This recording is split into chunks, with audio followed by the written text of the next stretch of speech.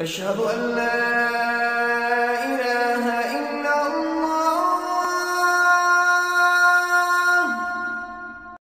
السلام عليكم ورحمة الله وبركاته.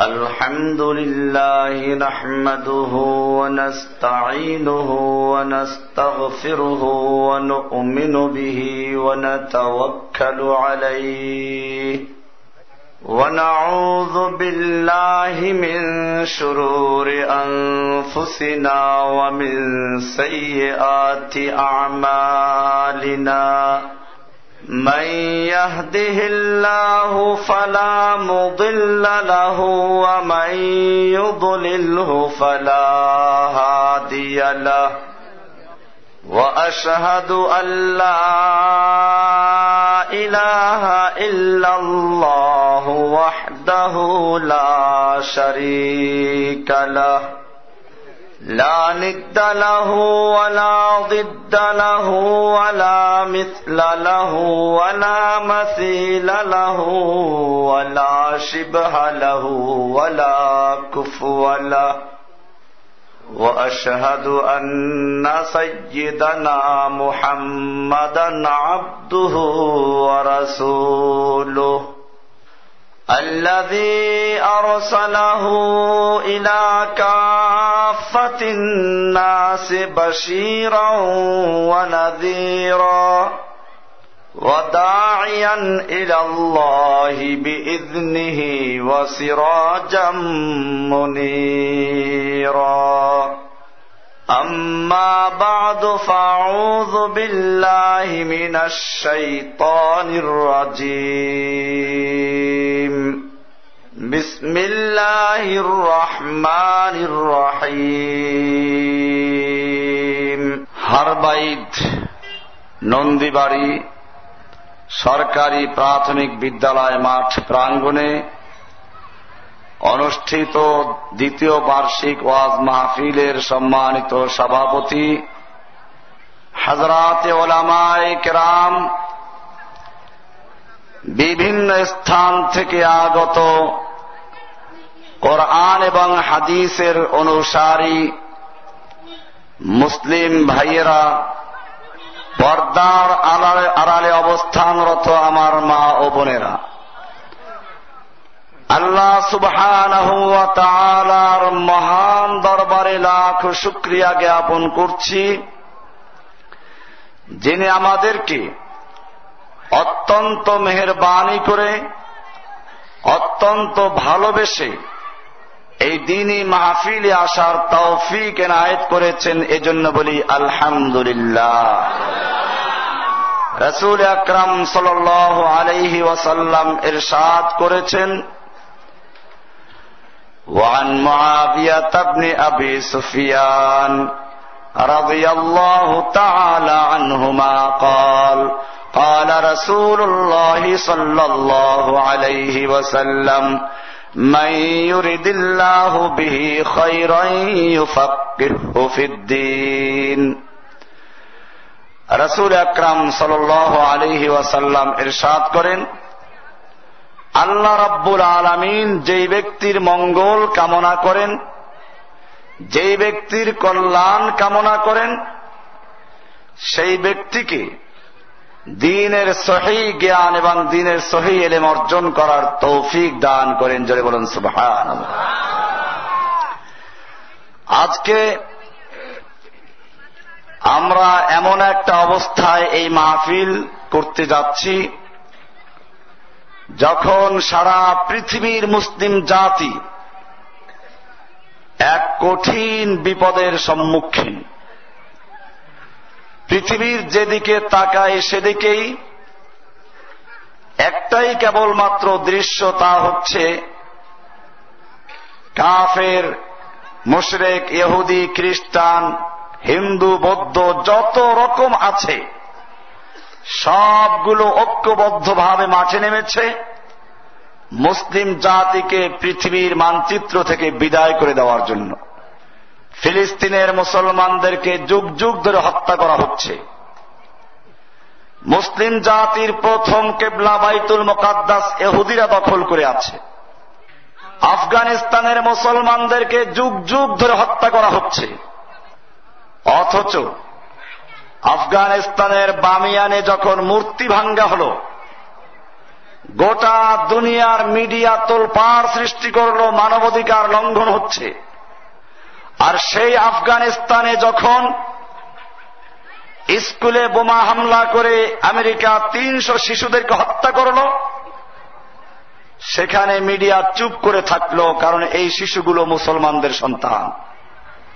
আফগানিস্তানে কোরআন শরীফের গায়ে কুরুশ এঁকে দিয়েছে। আবু গারিব কারাগারে মুসলমানদেরকে উলঙ্গ করে পিরামিড তৈরি করেছে।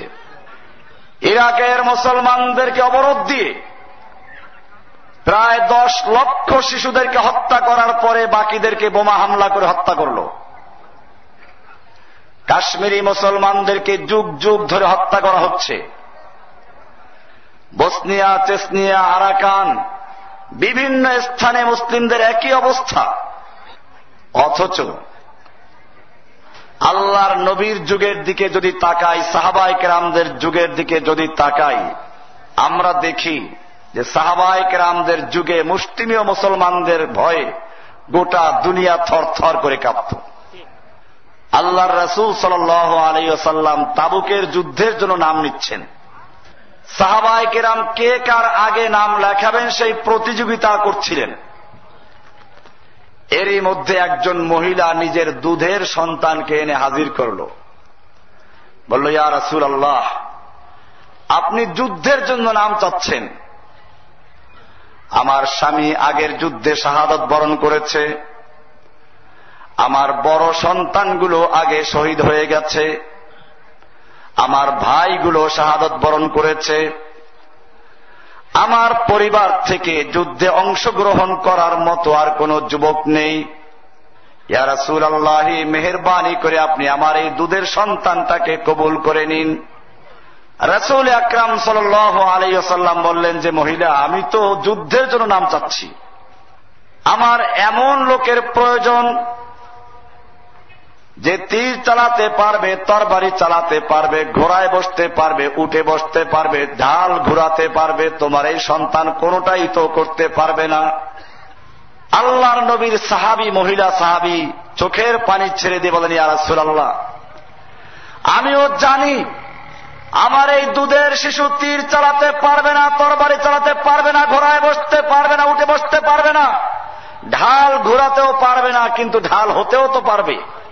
আপনাকে লক্ষ্য করে যখন দুশমনরা তীর ছুঁড়ে মারবে, আপনাকে লক্ষ্য করে যখন দুশমনরা তরবারি আঘাত করবে, সেই মুহূর্তে আমার সন্তানকে আপনার সামনে পেতে ধরবেন। আমার সন্তান টুকরো টুকরো হবে, আপনার দেহ রক্ষা পাবে। আমি সেজন্যই দান করেছি। জোরে বলুন সুবহানাল্লাহ।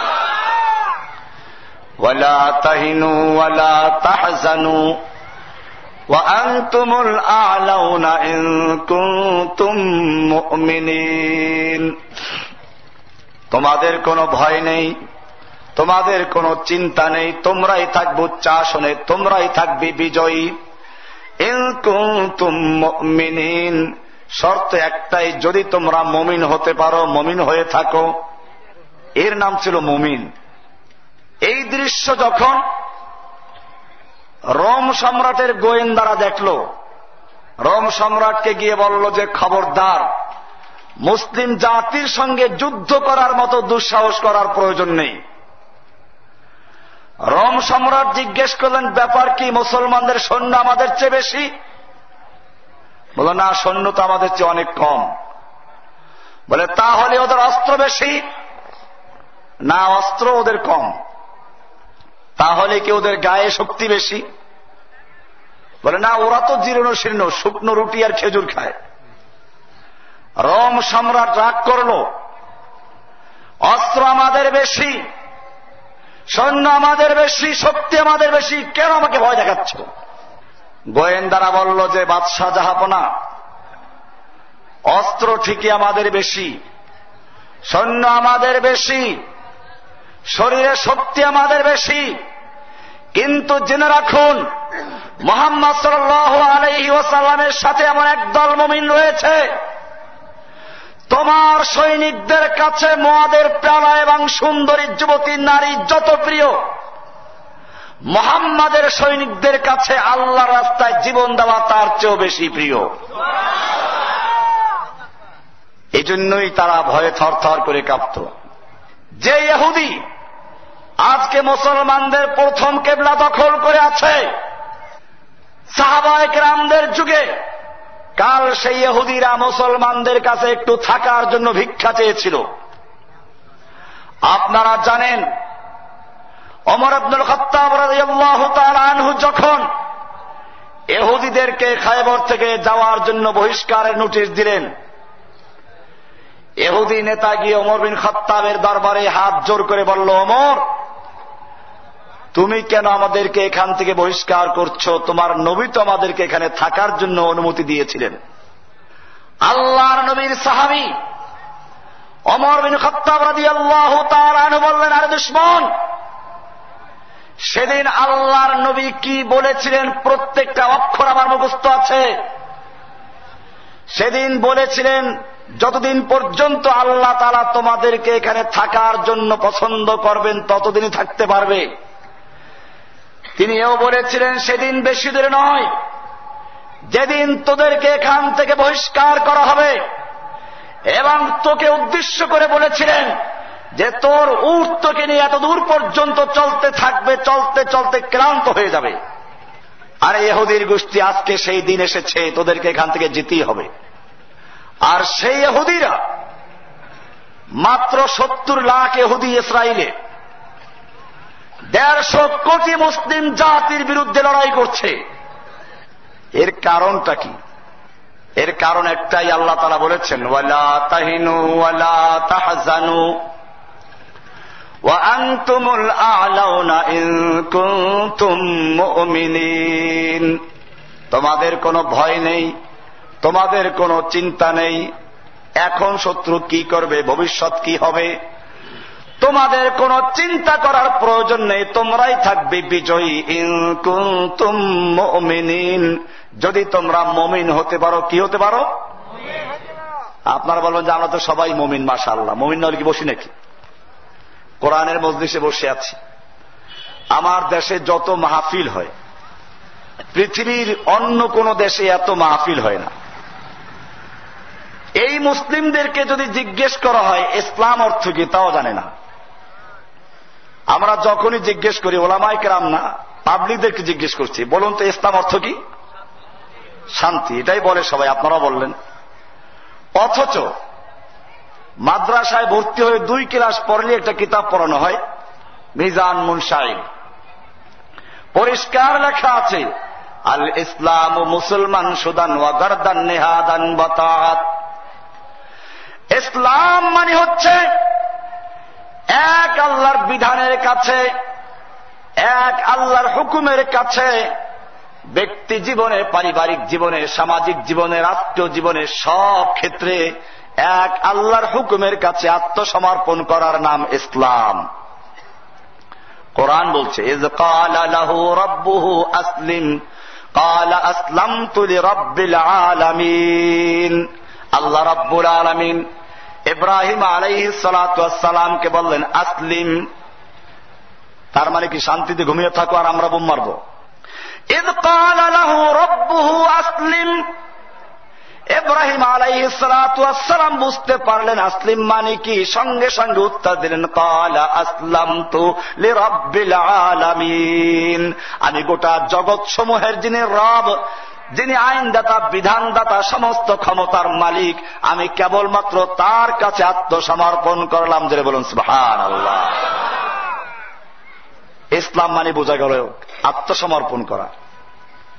আর সালাম অর্থ শান্তি, এটা ভিন্ন বিষয়। ইসলাম কায়েম হলে শান্তি প্রতিষ্ঠিত হয়, এটা বাস্তব, কিন্তু শব্দের অর্থ ইসলাম এটা না, এটা পরিকল্পিতভাবে করা হয়েছে। ইসলাম অর্থ শান্তি, তোমরা শান্তিতে থাকো, আর ইহুদি খ্রিস্টানরা তোমাদেরকে ধ্বংস করে দিবে, কোনো আপত্তি নাই।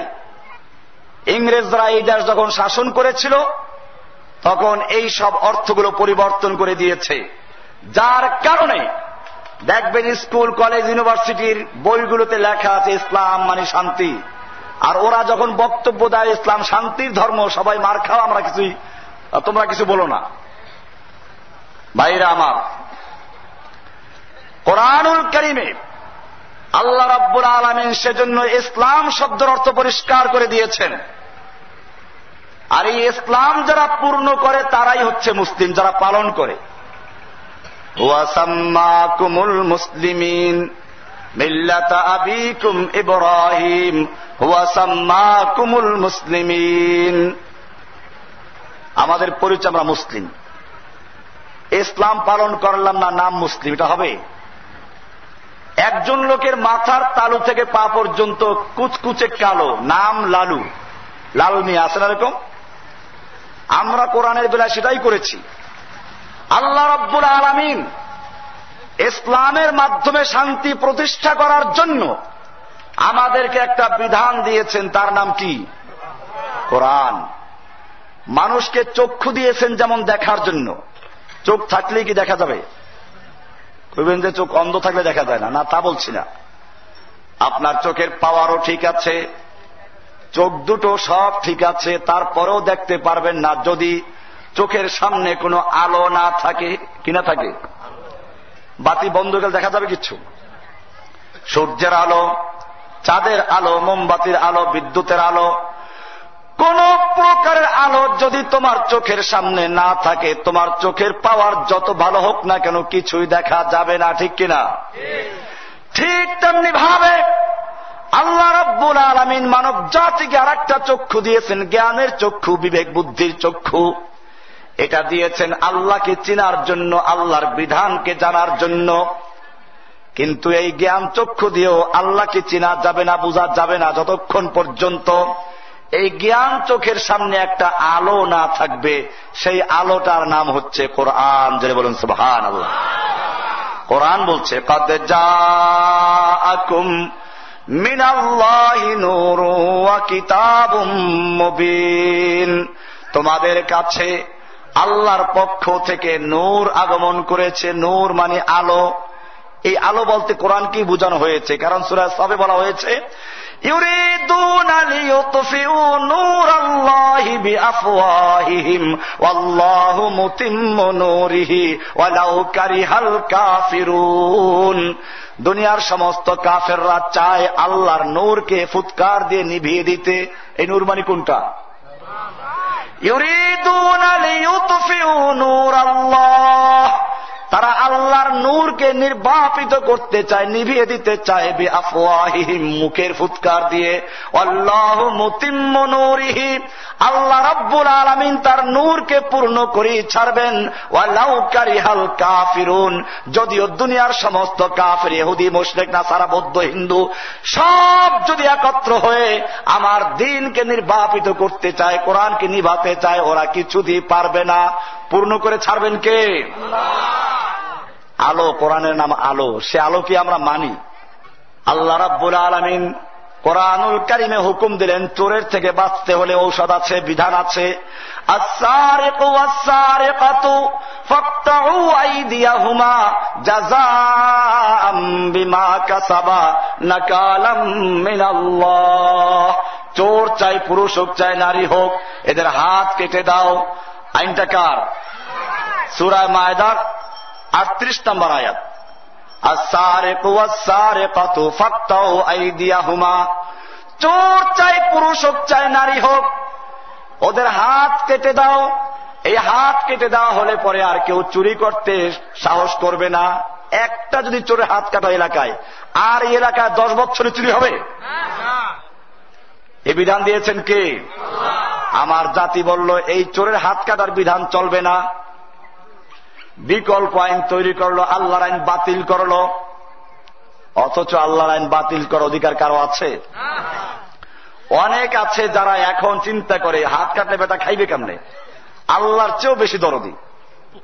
আল্লাহ রাব্বুল আলামিন যে বিধান দিয়েছেন, কোরআন বলছে আল্লাহু ইয়াহকুমু লা মুআক্কিবা লিহুকমিহি, আল্লাহ তাআলা বিধান দান করেন, হুকুম দান করেন, আল্লাহর হুকুমকে পশ্চাতে ফেলে দেওয়ার মতো, পিছনে রাখার মতো কোন ব্যক্তির অধিকার নাই। কে হুকুম দিয়েছেন? আল্লাহর নবী যখন মক্কা বিজয় করলেন, মক্কা বিজয়ের 3 দিনের মাথায় একটা চুরির ঘটনা ঘটল। চুরিটা করেছে কুরাইশ বংশের বনু মাখজুম শাখার একজন সম্ভ্রান্ত মহিলা। মহিলার নামটাও আল্লাহর নবীর ছোট মেয়ে ফাতেমার নামে নাম। কুরাইশের লোকেরা চিন্তা করলো কি করা যায়, হাত কাটা গেলে আমাদের বদনাম হয়ে যাবে। আল্লাহর নবীর কাছে কি করে সুপারিশ করা যায় হাত না কাটার জন্য?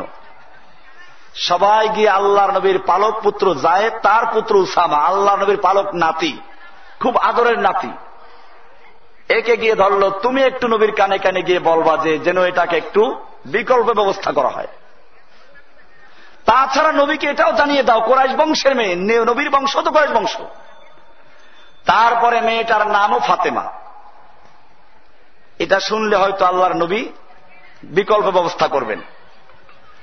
ওসামা বিন জায়েদ চিন্তা করলেন কত কথাই না বলি, এটাও বলবো, অসুবিধা কি? আল্লাহর নবীর কানে কানে গিয়ে যখন বিষয়টা উপস্থাপন করলেন, মুসলিম শরীফের হাদিস খুলে দেখবেন পরিষ্কার লেখা আছে, আল্লাহর রাসূল সাল্লাল্লাহু আলাইহি ওয়াসাল্লামের চেহারা লাল হয়ে গেল। তিনি খুতবা দেওয়ার জন্য দাঁড়িয়ে গেলেন আর বললেন, ও হে মুসলিম জাতি, তোমরাও কি সেই ইহুদি এবং খ্রিস্টানদের মতো আল্লাহর বিধানকে পরিবর্তন করার চক্রান্তে লিপ্ত আছো? ওদের মধ্যে সম্ভ্রান্ত ব্যক্তিরা, বড় লোকেরা যদি অন্যায় করত, সেক্ষেত্রে আল্লাহর বিধানকে তারা পিছনে ফেলে রাখত। তোমরাও সেই কাজ করার জন্য আমার কাছে সুপারিশ করছো। জেনে রাখো, আজকে কুরাইশ বংশের মেয়ে ফাতেমা নয়, আজকে মুহাম্মদ সাল্লাল্লাহু আলাইহি ওয়াসাল্লামের কলিজার টুকরা মা ফাতেমাও যদি চুরি করত, লাউ আন্না ফাতেমা বিনতে মুহাম্মাদিন সারাকাত, আল্লাহর নবীর মেয়ে মুহাম্মাদের মেয়ে ফাতেমা যদি চুরি করত, লাকাতাতু ইয়াদাহা, আল্লাহর বিধানকে বাস্তবায়ন করার জন্য, আল্লাহর আইনকে প্রতিষ্ঠা করার জন্য আমি তার হাত পর্যন্ত কেটে ফেলতাম। যারা বলেন সুবহানাল্লাহ। আল্লাহু ইয়াহকুমু লা মুআক্কিবা লিহুকমিহি, আল্লাহর বিধানকে পরিবর্তন করার ক্ষমতা কারো নাই। বিধান দিয়েছেন কে? একটা দেখাইলাম, আরো দেখাবো। আল্লাহ রাব্বুল আলামিন জিনা ব্যভিচারকে হারাম করে দিয়েছেন। কোরআন বলছে, আয-যানিয়াতু ওয়ালা তাকরাবুয জিনা ইন্নাহু কানা ফাহিশাতাও ওয়া সাআ সাবিলা, তোমরা জিনা ব্যভিচারের কাছেও যেও না, এটা অশ্লীল এবং বেহায়াপনা কাজ, খারাপ কাজ। সূরা বনী ইসরাইল 32 নম্বর আয়াত আল্লাহ হারাম করে দিলেন জিনা ব্যভিচারকে। আমার জাতি আল্লাহর আইনকে বাতিল করে দিয়ে আইন করলো, যদি পতিতালয়ের লাইসেন্স থাকে তাহলে বৈধ। এদের নাম যৌন কর্মী। এদের নাম কি? পুরা যারা আগের তারা জানেন যে এদেরকে বলা হতো বেশ্যা, তারপরে পতিতা বলা হতো। এখন এটাকেও পরিবর্তন করে নাম দেওয়া হয়েছে কি? যৌন কর্মী, মানে এরা কর্মী, কাজ করে খায়। এইভাবে আল্লাহর বিধানকে পরিবর্তন করে দেওয়া হলো। এরপরে জিনা ব্যভিচারের বিচার কোরআনে আছে, আয-যানিয়াতু ওয়াজ-যানি ফাজলিদু কুল্লা ওয়াহিদিম মিনহুমা মিয়াতা জালদা, ব্যভিচারিণী আর ব্যভিচারী যদি অবিবাহিত হয় তাহলে ওদেরকে জনসমক্ষে আনো, সব জায়গায় প্রচার করো, এরপরে ওদেরকে সবার সামনে 100 দোররা মারো। আর যদি বিবাহিত হয় তাহলে আরো প্রচার করে ওদেরকে হাঁটু পর্যন্ত গাড়ো অথবা গাছের সঙ্গে বাঁধো। এরপরে চতুর্দিক থেকে পাথর ছুঁড়ে ও রক্ত মাংস হাড্ডিগুলো বাতাসে উড়িয়ে দাও। আইন দিয়েছেন কে? সে আইন আছে।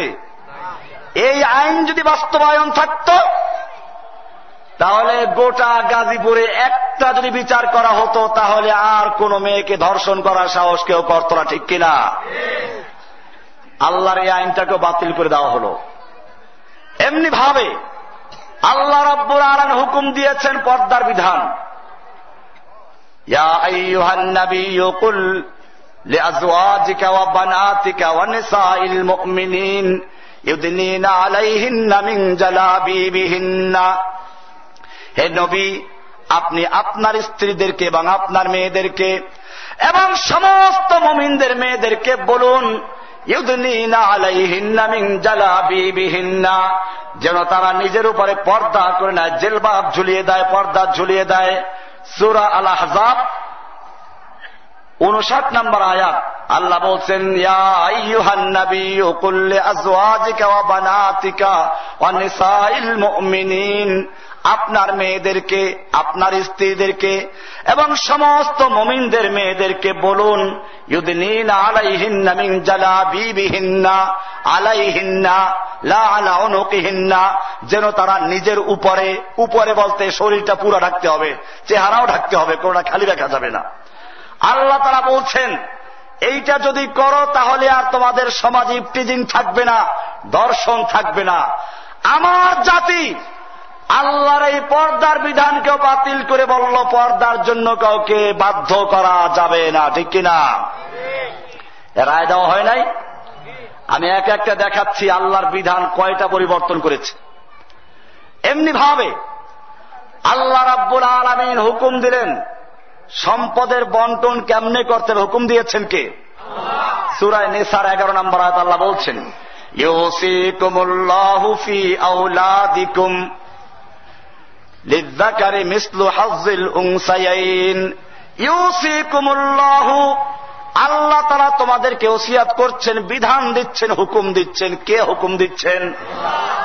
কোন নবীর দায়িত্ব ছাড়েন নাই, রাসূলের দায়িত্বে ছাড়েন নাই, কোন বুজুর্গের দায়িত্বে ছাড়েন নাই, ইমামের দায়িত্বে ছাড়েন নাই। ইউসিকুমুল্লাহু ফি আওলাদিকুম, আল্লাহ রাব্বুল আলামিন বলছেন ইউসিকুমুল্লাহু, আল্লাহ নিজে তোমাদেরকে হুকুম দিচ্ছেন, বিধান দিচ্ছেন, লিযফি আওলাদিকুম, তোমাদের সন্তানদের ব্যাপারে, লিযযাকারি মিসলু হাজ্জিল উনসায়াইন, একজন পুরুষ সন্তান দুইজন নারীর সমান সম্পত্তি পাবে। আইনটা দিয়েছেন কে? আমার জাতি বলল নারীদেরকে ঠকানো হয়েছে, অভিযোগটা কার বিরুদ্ধে? আমি এই কারণগুলো বয়ান করতে গেলে অনেক সময় লাগবে, আমার বই আছে, লেকচার আছে, আপনারা এখানে শুনে নেবেন বিস্তারিত। আমি আলোচনা করবো অন্য বিষয় নিয়ে আজকে। এভাবে আল্লাহর কত বিধান। আরো বলবো, সুদ ইসলামে হালাল না হারাম? কেমন হারাম? সূরা বাকারা 275 বের করো। আল্লাহ তাআলা বলছেন ওয়া হাল্লাল্লাহুল বাই'a ওয়া হাররামার রিবা, আল্লাহ তাআলা ব্যবসাকে হালাল করেছেন আর সুদকে করেছেন হারাম। এরপরে আল্লাহ তাআলা বলছেন ইয়া আইয়ুহাল্লাযীনা আমানু, সূরা বাকারার 278 নম্বর আয়াত আল্লাহ তাআলা বলছেন ইয়া আইয়ুহাল্লাযীনা আমানু, হে ঈমানদারগণ, ইত্তাকুল্লাহা ওয়া দারু মা বাকিয়া মিনার রিবা ইন কুনতুম মুমিনিন, হে ঈমানদারগণ তোমরা আল্লাহকে ভয় করো, ওয়া দারু মা বাকিয়া মিনার রিবা, এবং যত তোমাদের পাওনা সুদ আছে, বাকিয়া তো বোঝেন, বকেয়া একেবারে বাংলা, মা বাকিয়া মিনার রিবা, তোমাদের যত বকেয়া সুদ আছে, পাওনা সুদ আছে, আল্লাহর বিধান জানার আগ পর্যন্ত যা করেছো মাফ হয়ে যাবে। আল্লাহর বিধান জানার পরে যদি বর্জন করতে পারো তাহলে জেনে রাখো আল্লাহ তোমাদের মাফ করে দিবেন, ছেড়ে দাও সব। দারু মা বাকিয়া মিনার রিবা ইন কুনতুম মুমিনিন, যদি মুমিন হয়ে থাকো তাহলে তোমাদের যত পাওনা সুদ আছে সব ছেড়ে দাও, বর্জন করে দাও। কে বলেছেন? শুধু এ পর্যন্ত না, এরপরে আল্লাহ কি বলেন শুনুন। সূরা বাকারার এবারে 279 নম্বর আয়াত আল্লাহ বলছেন ফাইল্লাম তাফআলু, যদি তোমরা সুদ বর্জন করতে না পারো, আল্লাহর বিধান জানার পরেও সুদ না ছাড়ো, ফাদানু বিহারবিম মিনাল্লাহি ওয়া রাসূলিহি, তাহলে তোমরা আল্লাহ এবং আল্লাহর রাসূলের সঙ্গে যুদ্ধের এলান করে দাও। কার সঙ্গে যুদ্ধ? সুদ না ছাড়লে কার সঙ্গে যুদ্ধ? আমার জাতি কি করলো? আমার জাতি আল্লাহর এই বিধানটাকে পরিবর্তন করলো। তারা সুদের লাইসেন্স দিয়ে সুদকে বৈধ করে দিল। আমাদের দেশীয় আইনে সুদ হারাম কোনটা জানেন? এই যে গ্রামগঞ্জে যদি কেউ টাকা দেয় সুদে লাইসেন্স ছাড়া, গ্রামের যে মহাজনরা আছে যারা লাইসেন্স করে নাই, কোন এনজিও নাই, এরা যে সুদে টাকা দেয় এটা সরকারের খাতায় হারাম, মানে অবৈধ। আর সরকার যাদেরকে লাইসেন্স দিয়েছে বিভিন্ন এনজিও, এরপরে ব্যাংক, সোনালী ব্যাংক, রূপালী ব্যাংক, কৃষি ব্যাংক, পূবালী ব্যাংক, জনতা ব্যাংক, যত রকমের ব্যাংক আছে সব ব্যাংকে সুদের কারবার হচ্ছে কিনা? এটা সরকার জায়েজ করে দিয়েছে। এবারে আসুন, আল্লাহ তাআলা যেটা হারাম করেছেন এই জিনিসটা যদি কেউ হালাল করে তার ঈমান থাকবে? শয়তানের দোষ ছিল কি জানেন? ভালো করে বুঝার চেষ্টা করেন। কেবল ওয়াজ মাহফিল এক কান দিয়ে শুনি আর এক কান দিয়ে বের হয়ে যায়। ইবলিসকেও আল্লাহ একটা হুকুম দিয়েছিলেন, আদমকেও হুকুম দিয়েছিলেন। আদমকে আল্লাহ বলেছিলেন ওয়ালা তাকরাবা হাযিহিশ শাজারাতা ফাতাকুনা মিনাজ জালিমিন। ও আদম, জান্নাতে বসবাস করো, যেথায় ইচ্ছা সেথায় যাও, যা মনে চায় খাও, কিন্তু খবরদার এই গাছটার কাছেও যাইবা না। আদম আলাইহিস সালাতু ওয়াস সালাম আল্লাহর হুকুম রক্ষা করতে পারলেন না, ওই গাছের ফল খেয়ে বসলেন। আল্লাহ তাআলা জিজ্ঞেস করলেন, হে আদম, তুমি এই কাজটা কেন করলে? আদম কোন যুক্তি পেশ করেছিলেন?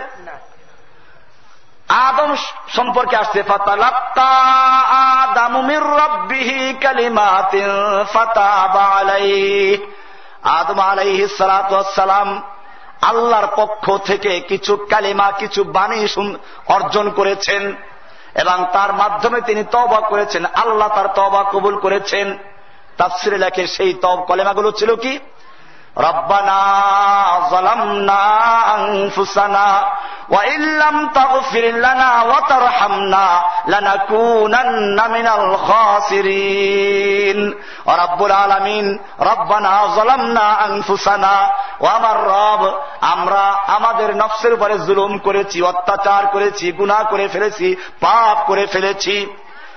তুমি যদি আমাদেরকে ক্ষমা না করে এবং দয়া না করো আমরা ক্ষতিগ্রস্ত হয়ে যাব। তওবা করলেন, গুনাহ স্বীকার করলেন, আল্লাহ মাফ করেছেন কিনা?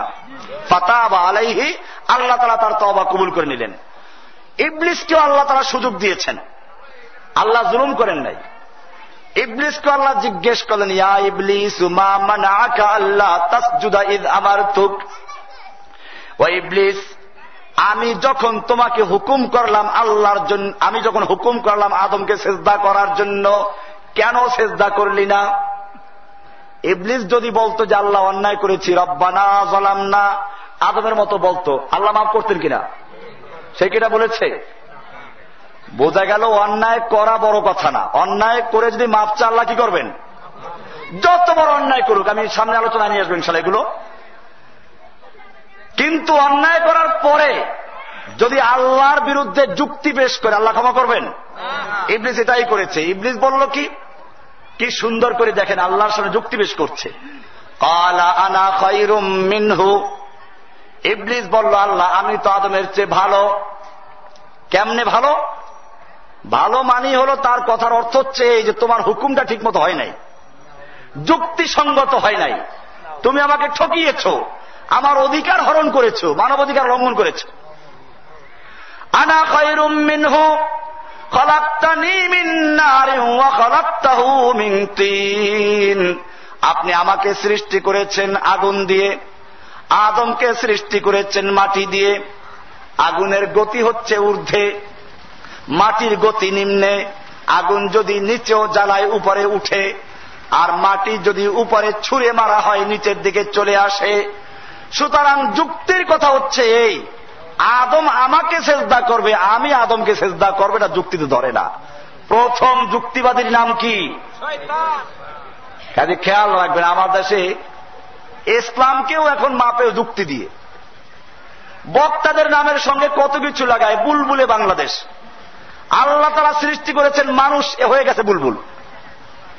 এই জন্য কবি ইকবাল সুন্দর করে বলেছেন, কর বুলবুল তাউস কি তাকলিদ সে তওবা, বুলবুল ফকত আওয়াজ है তাউস ফকত রং। অমুসলিম জাতি, তুমি বুলবুলের সুর শুনে পাগল হয়ে যাও না। কর বুলবুল তাউস কি তাকলিদ সে তওবা, বুলবুল ফকত আওয়াজ है তাউস ফকত রং। বুলবুলের গান শুনে আর ময়ূরের রং দেখে আবা কাবা দিব্যা আসা পাগড়ি পুগড়ি লাগাইয়া তারপরে যত শিরক আর বিদআত আছে সবগুলো করে। মাশাআল্লাহ, নাম বুজুর্গ, নাম কি? আল্লাহর ওলি। আসতেছে একটু আলোচনা পরে। ভাইরা আমার, ইবলিস এই যুক্তি করল প্রথম।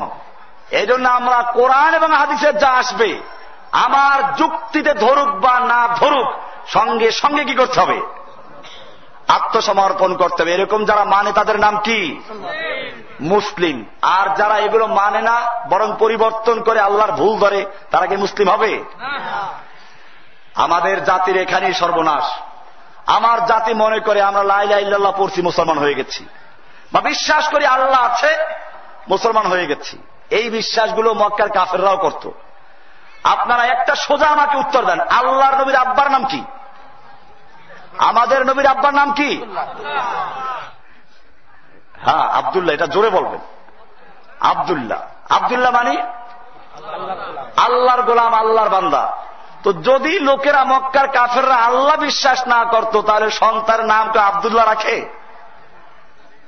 এটা প্রমাণ করে যে ওরা আল্লাহকে বিশ্বাস করতো। এবারে আরো প্রমাণ নেন। আল্লাহ তাআলা কোরআনে বলছেন, ওয়ালা ইন সাআলতাহুম মান খালাকাহুম লায়াকুলুন্নাল্লাহ। হে নবী, আপনি যদি মক্কার কাফেরদেরকেও জিজ্ঞেস করেন, মান খালাকাহুম, কে ওদেরকে সৃষ্টি করেছে, লায়াকুলুন্নাল্লাহ, ওরা বলবে সৃষ্টি করেছেন কে? তাহলে মক্কার কাফেররা বিশ্বাস করত যে ওদের সৃষ্টিকর্তা কে? আল্লাহ। এরকম ভাবে করে আরেক আয়াত, ওয়ালা ইন সাআলতাহুম মান খালাকাস সামাওয়াতি ওয়াল আরদ ওয়া সাখখারাশ শামসা ওয়াল কামার। হে নবী, আপনি যদি মক্কার কুফফারদেরকে জিজ্ঞাসা করেন কে সৃষ্টি করেছে আসমান এবং জমিন, কে অধীনস্থ করে দিয়েছে চন্দ্র এবং সূর্য, লায়াকুলুন্না খালাকাহুন্নাল আজিজুল আলিম, তারা বলবে সব কিছু সৃষ্টি করেছেন কে? তাহলে চন্দ্র সূর্য চালায় আল্লাহ, আসমান জমিন চালায় আল্লাহ। এই সবগুলো মক্কার কাফেররা বিশ্বাস করত কিনা? আমি মক্কার কাফেরদের প্রশংসা করছি না, একটা গুরুত্বপূর্ণ উদ্দেশ্য আছে। পার্থক্যটা কোন জায়গায় জানা দরকার আছে না? এখনো বর্তমান যুগে ইহুদি খ্রিস্টানরা আল্লাহ বিশ্বাস করে কিনা? কোরআনের সূরা মায়েদার 18 নম্বর আয়াত পড়েন, পরিষ্কার বলা আছে, ওয়াকালাতিল ইয়াহুদু ওয়ান নাসারা নাহনু আবনাউল্লাহি ওয়া হিব্বাউহু। আল্লাহ রাব্বুল আলামিন বলেন, ওয়াকালাতিল ইয়াহুদু ওয়ান নাসারা, ইহুদি এবং খ্রিস্টানরা বলে, নাহনু আবনাউল্লাহি, আমরা হচ্ছি আল্লাহর সন্তান। আবনা হচ্ছে ইবনুন শব্দের বহুবচন। ইবনুন মানে হলো ছেলে, মেয়ে, নাতি, পুতি, এই সবগুলোকে একসাথে কি বলে? নাহনু আবনাউল্লাহি, আমরা আল্লাহর সন্তান, আল্লাহর নাতি পুতি। ওয়া আহিব্বাউহু, এবং আল্লাহর প্রিয় নাতি পুতি, তেজ্য পুত্র না। কারা দাবি করে? ইহুদি খ্রিস্টানরা নিজেদেরকে আল্লাহর নাতিপুতি দাবি করে, সন্তান দাবি করে। আল্লাহ বিশ্বাস করে না? আল্লাহ বিশ্বাস করে কিনা? এবারে শয়তানকে জিজ্ঞেস করি, শয়তান আল্লাহ বিশ্বাস করে কিনা? কোরআন বলবে হ্যাঁ বিশ্বাস করে। ক্বালা রাব্বি ফাআনযিরনি ইলা ইয়াউমি ইউবাসুন। শয়তান যখন জান্নাত থেকে বহিষ্কৃত হলো, কি সুন্দর ডাক দিল, রব্বি, ও আমার রব। কাকে বলছে? ফাআনযিরনি ইলা ইয়াউমি ইউবাসুন, আমাকে কিয়ামত পর্যন্ত হায়াত দান করো। আবেদন করে কার কাছে? না কোন খাজা বাবার কাছে, ল্যাংটা বাবার কাছে, মাজারওয়ালার কাছে, দরগাওয়ালার কাছে, দুর্গাওয়ালার কাছে। ক্বালা রাব্বি, ও আমার রব, আমাকে তুমি কিয়ামত পর্যন্ত হায়াত দান করো। ইবলিসও প্রার্থনা করেছে কার কাছে? ইবলিসও বিশ্বাস করে আল্লাহ আছে। এবারে ফেরাউন যে আল্লাহ দাবি করেছে, রব দাবি করেছে, ফেরাউন আল্লাহ দাবি করেছে, কোরআনে আছে স্পষ্ট। ক্বালা হাল মা আলিমতু মিন ইলাহিন গায়রি, আমি আমাকে ছাড়া তোমাদের আর কোন আল্লাহ আছে বলে মানি না। আর এক আয়াতে বলছে, লাইন ইত্তাখাযতা ইলাহান গায়রি লাজালান্নাকা মিনাল মাসজুনিন, আমাকে বাদ দিয়ে যদি আর কোন আল্লাহ মানো সব জেলে ঢুকিয়ে দিব। কে বলেছে? আল্লাহ দাবি করেছে। এরপর রব দাবি করেছে, ফাহাশারা ফানাদা ফাকালা আনা রাব্বুকুমুল আলা, সব মানুষকে বড় মাঠে জড়ো করলো। এরপরে ঘোষণা করলো, আনা রাব্বুকুমুল আলা, আমি তোমাদের প্রধান রব। আল্লাহ দাবি করলো, রব দাবি করলো, কিন্তু এই ফেরাউনও আল্লাহ বিশ্বাস করত। স্পষ্ট করে আয়াত আছে, আয়াত বের করো। ওয়াকালাল মালাউ মিন কওমি ফিরআউনা আতাযারু মূসা ওয়া কওমাহু লিয়ুফসিদু ফিল আরদি ওয়া ইয়াযরাকা ওয়া আলিহাতাকা। মুসাকে, ফেরাউনকে তার মন্ত্রীবর্গ, তার উজির নাজিররা বলল, আতাযারু মুসা ওয়া কওমাহু, তুমি মুসা এবং মুসার জাতিকে কি এই সুযোগ দিবে, লিইফসিদু ফিল আরদে, যে তারা জমিনে ফিতনা ফাসাদ করবে, ওয়া ইয়াযারাকা ওয়া আলিহাতাকা, তোমাকে এবং তোমার আল্লাহদেরকে সে বর্জন করবে, তোমাকে এবং তোমার আল্লাহদেরকে। তাহলে ফেরাউনের কি ছিল? আল্লাহ ছিল, ফেরাউনের আল্লাহ ছিল। তাহলে বোঝা যায় আল্লাহ বিশ্বাস করে সবাই। আমাদের এখন মুসলমানদের বিশ্বাস মা দুর্গা দেবী প্রতি বছর কোন না কোনো বাহনে চড়ে আসেন। এবার এসেছেন কিসে চড়ে? গজে চড়ে। আর আমরা জানি মা দুর্গা দেবী গজে চড়ে আসলে পৃথিবী ধনে ধন্যে শস্য শ্যামলে পরিপূর্ণ হয়ে যায়। বাস্তবও তাই হয়েছে। এবার বাংলাদেশে ফসল বেশি হয়েছে, বাংলাদেশের জিডিপি দাঁড়িয়ে সাথে উঠেছে। ভাষণ দেয় নাই কেউ? মন্দিরকে ভাষণ দিয়েছে কিনা? এই লোকগুলোর চরিত্র বড় মারাত্মক। হজ্জে কাবা ভিকেয়া গঙ্গা কা স্নান ভিলেয়া खुश रहे अल्लाह भी शैतान भी नाराज न हो, खुश रहे अल्लाह भी शैतान भी नाराज न हो। বলেন কি বলছি? হজ্জে কাবা ভিকেয়া, কাবায় গিয়ে হজ করে, গঙ্গা কা স্নান ভিলেয়া, গঙ্গায় গিয়ে আবার স্নানও করে, মাথায় টিপো লাগায়। খুশ রাহে আল্লাহ ভি শয়তান ভি নারাজ না হো, আল্লাহ যেন খুশি থাকে, শয়তানও যেন অসন্তুষ্ট না হয়, সব দিক ম্যানেজ করে চলে। এই লোকদের বিশ্বাস হচ্ছে দুর্গা দেবী গজে চড়ে আসছে, সেজন্য ফুলে ফলে ফসলে ভরে গেছে। মক্কার কাফেররা ওই বিশ্বাস করতো না। কোরআনকে জিজ্ঞেস করো, কোরআন স্পষ্ট বলবে, ওয়ালা ইন সালতাহুম মান নাযালা মিনাস সামাই মা'আন ফাহিয়া বিহিল আরদা মিন বাদি মাউতিহা।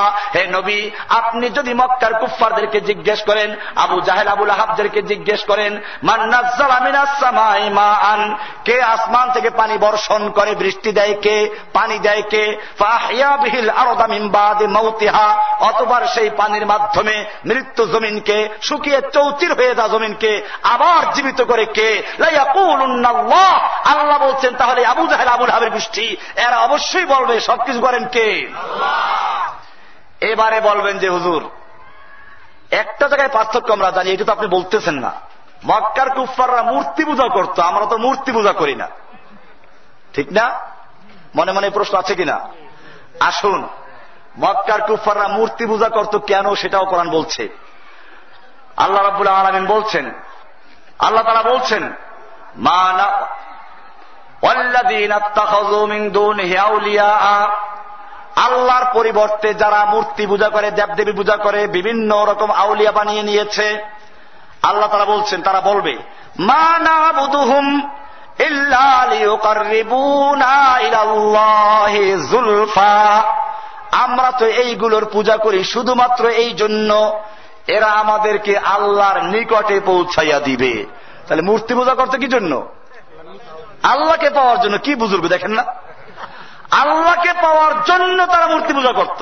এটা একটা আয়াত। আর একটা আয়াত আছে, হাউলাই শুফাউনা ইনদাল্লাহ, আল্লাহ বলছেন তারা বলবে, ইয়াকুলুনা, তারা বলে, হাউলাই শুফাউনা ইনদাল্লাহ, এরা হচ্ছে আমাদের জন্য আল্লাহর কাছে সুপারিশকারী। সূরা ইউনূসের 18 নম্বর আয়াত আল্লাহ বলছেন, ওয়ায়াবুদুনা মিন দুনিল্লাহি মা লা ইয়াদুররুহুম ওয়া লা ইয়ানফাউহুম, ওরা আল্লাহকে বাদ দিয়ে এমন কিছু দেবদেবী আর মূর্তি পূজা করে যা ওদের ক্ষতিও করতে পারে না, উপকার করতেও পারে না।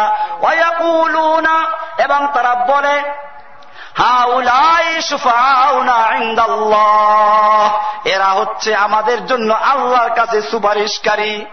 কি করি? তাহলে মক্কার লোকেরা মূর্তি পূজা করতো কাকে পাওয়ার জন্য?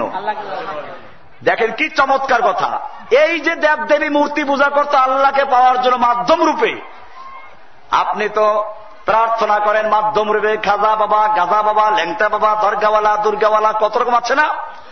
আল্লাহ রাব্বুল আলামিন বলছেন, ইয়া আইয়ুহান নাস আনতুমুল ফুকারাউ ইলাল্লাহ ওয়াল্লাহু হুয়াল গনিয়ুল হামিদ।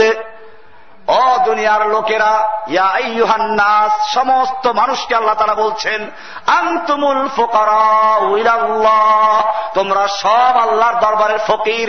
তোমাদের ইমাম ফকির, মুক্তাদি ফকির, ইমাম ফকির, পীর ফকির, মুরিদ ফকির, খাজাওয়ালা ফকির, দরগাওয়ালা ফকির, দুর্গাওয়ালা ফকির, সব কিছু ফকির, রাজা ফকির, প্রজা ফকির। আনতুমুল ফুকারাউ ইলাল্লাহ ওয়াল্লাহু হুয়াল গনিয়ুল হামিদ, একমাত্র ধনী হচ্ছেন কে? আল্লাহ। এই জন্য মক্কার কুফফাররা বিপদে পড়লে সেই দেবদেবী ভুলে যেত। কোরআন বলছে, ওয়াইদা গাশিয়াহুম মাউজুন কাযযুলাল দাউল্লাহ মুখলিসিনা লাহুদ্দিন, যখন তারা তুফানে পড়ে যেত, বিপদে পড়ে যেত, তখন তারা ওই মূর্তি আর খাজা বাবা সব ভুলে গিয়ে সরাসরি আল্লাহকে ডাকতো। কাকে ডাকতো? তাহলে এবার তো এটাও পরিষ্কার হয়ে গেল। তাহলে এখন মক্কার কুফফারদের সঙ্গে আমাদের পার্থক্য কোন জায়গায় জানা দরকার আছে না? আমরা আল্লাহর নবীর ইতিহাস তালাশ করি, কেন কুফফারদের সঙ্গে গন্ডগোলটা লাগলো। আল্লাহর নবী নবুয়ত প্রাপ্তির পরে 3 বছর পর্যন্ত গোপনে গোপনে ইসলামের দাওয়াত দিয়েছেন।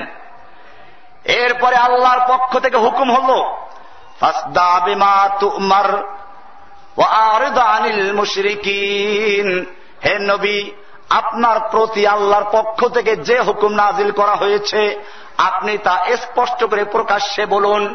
ওয়া আরিদ আনিল মুশরিকিন, এই মুশরিকদের কি করবে কি না করবে সেদিক থেকে মুখ ফিরিয়ে নিন, এর পরোয়া করার কোনো দরকার নেই, আপনি প্রকাশ্যে বলুন। এবারে আল্লাহর নবী সাল্লাল্লাহু আলাইহি ওয়াসাল্লাম মক্কার নিয়ম অনুযায়ী সকালবেলাকে পাহাড়ে উঠলেন।